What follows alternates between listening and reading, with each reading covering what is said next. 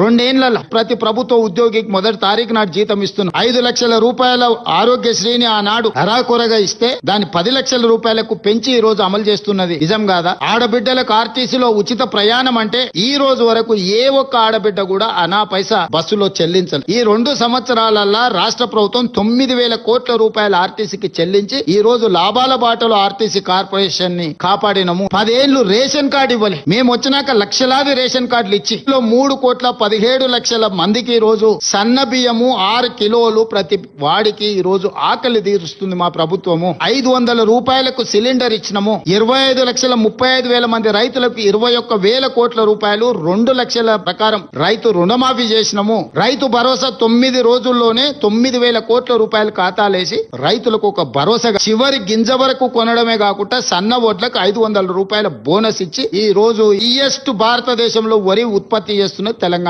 రాష్ట్రం. నియోజకవర్గానికి 3,500 ఇండ్ల ప్రకారం 4,50,000 ఇందిరమ్మ ఇండ్లు మేము వచ్చిన తర్వాతనే నోటిఫికేషన్ ఇచ్చి group 1, group 2, group 3, group 4 teachers, police 2 ఏళ్లలో 70,000 ప్రభుత్వ ఉద్యోగాలు ఇచ్చిన. మొత్తం ప్రతి ప్రభుత్వ ఉద్యోగం మేము ఇచ్చిన వాళ్ళ లిస్ట్ అంతా రిలీజ్ చేస్తాం. మీరు లెక్క పెట్టుకోండి. స్కూల్స్ డైట్ చార్జెస్ పెంచలేదండి. పిల్లలకు అరాకలతో చచ్చిపోతుంటే 40% డైట్ చార్జెస్ పెంచిన. 200% కాస్మెటిక్ చార్జెస్ పెంచిన. Young India integrated residential schools 20,000 కోట్లతో పనులు ప్రారంభించుకున్నాం. యంగ్ ఇండియా స్కిల్స్ యూనివర్సిటీ పెట్టుకున్నాం. యంగ్ ఇండియా స్పోర్ట్స్ యూనివర్సిటీ పెట్టుకున్నాం. ఈ రోజు స్కూల్స్ లో మొత్తం ప్రక్షాళన చేసి ఫేషియల్ రికగ్నైజేషన్ సిస్టమ్ తీసుకొచ్చి టీచర్లను పిల్లల్ని సమన్వయం చేసుకొని ముందుకెళ్తున్నాం. మోడీ గారు ఇచ్చినా ఇవ్వకపోయినా మూసి రివర్ ఫ్రంట్ ఈ రోజు మనం కట్టుకుంటున్నాం. మెట్రో సహకరించినా సహకరించకపోయినా మనం విస్తరణ చేసుకుంటున్నాం. రీజనల్ రింగ్ రోడ్ మీరు ఇస్తే ఇచ్చారో లేకపోతే లేదు అని మనం నిర్మాణం చేసుకోవడానికి సన్నాహకాలు ఏర్పాటు చేసినాం. కంప్లీట్ గా ఒక సిటీనే ఈ రోజు భారత్ ఫ్యూచర్ సిటీని మనం నిర్మించుకుంటున్నాం. ఈ రోజు గ్లోబల్ సమ్మిట్ చేసుకున్నాం. బీసీ కులగణన ఎవరైనా చేసి రండి. మాదిగా ఉపకులాల వర్గీకరణ